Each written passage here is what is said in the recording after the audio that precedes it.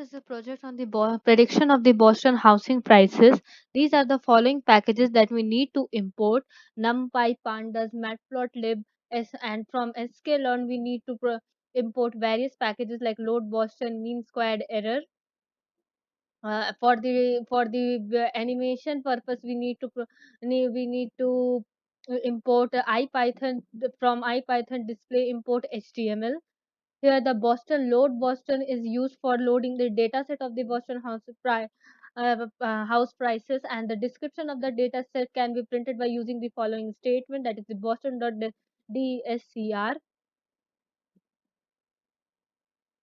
The next one is the features is equal to pd.dataframe statement. Here we use to put the data into the pandas data frame.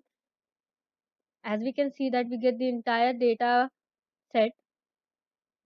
The next one is that we can get the complete information about a particular column by typing that variable name which we earlier assigned, and the column of which we need the complete information about. The next one is the inserting the target column into another data frame called as target. And here we are using the target. We have declared a variable known as target, and we put the target Boston.target columns is equal to target, and we see that the entire information of the target column can be described here. We can find the maximum and the minimum value of this column by using the max and the min function. Now to concatenate the features and the target into a single data frame, we need the concat function, and axis is equal to 1 is used to concatenate these column wise. Next one is you're using the round function. Round function is used to set the precision of the decimal places. We can specify in the precision as a parameter inside the round function. The next one is the calculation of the correlation between the columns of the data. For that purpose, we use the correlation function. Here, Pearson is passed as a parameter to it. The absolute values of the correlation is taken by using the absolute function. Now, we make a list of the pairs by using the zip function list function, in which we use the zip function as the parameter. Now sorting of the list can be done by using the sort function. It can be done in the reverse order by keeping the reverse as true. Now, the lambda function is used for extracting the key of the sorting, as we have mentioned here. Now, the next one is the unzip the pairs of the two lists, and we use the function zip star L for the following purpose. Now, we need to plot the correlation with respect to the target variable as a bar graph. For plotting the bar graph, we need the following entire functions. The plot dot show function is used for displaying the bar graph. Before that, we have seen that at plt.figure is used for assigning the size of the entire figure, and plt.bar is used assigning the dimensions of the bars of the bar graph. X label is used for assigning the name to the x axis, and the y label is used for assigning the yeah, name to the y axis, and x axis is used for each of the bars in the bar graph.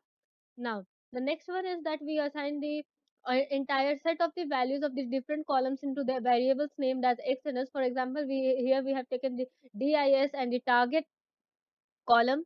Now we can before see that before normalization, we can print the first five values of this by using this particular format. Now the scalar function is used for the purpose of the normalization. Normalization means putting the entire data into a particular range. Here we have seen that after normalization, when we print the first five value of the variable y, we see that all these values are in a particular range of 0 and 1.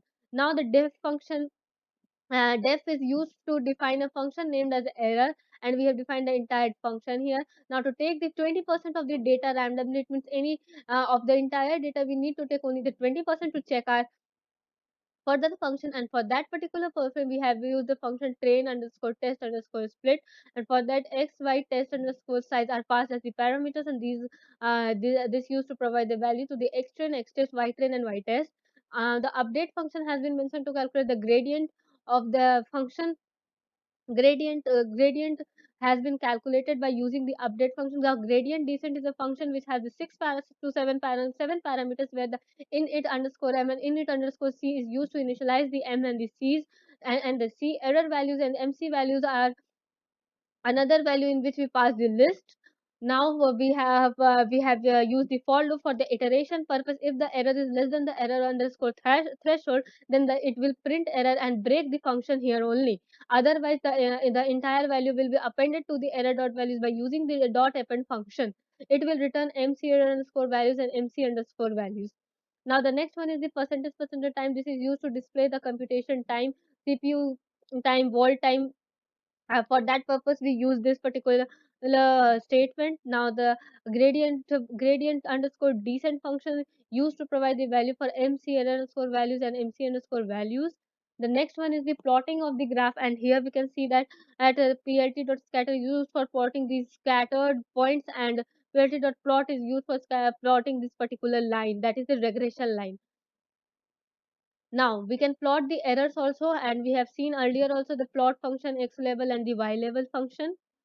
Next one is the animation. For that purpose, we have already imported the various packages, and here we can see that animation dot two dot underscore html underscore video is used for the animation function. The next one is the put the x test y test. Sorry, before that we have to calculate the mean squared error. For that we have used the mean squared error function. The next one is that we have used to display the x target underscore y and the predicted underscore y values, and for that we have used the list zip function. The next one is to plot the predicted values on the top of the target value, and for that again we have used this dot scatter and dot plot function. Now the next one is the predicted values are since in the range of 0 and 1, but it is not useful in predicting price. So for that purpose we need to reshape it and into the regular, and for that particular thing we need a function known as the inverse underscore transform function. Here we have seen that this type of format, and this means that the colon means the selection of the entire rows, and minus 1 means to extract the to remove the extra dimension, that is the last dimension. Now use this zip function to display all the values of the target underscore y and the predicted underscore y, and here we have completed our project by using all these functions.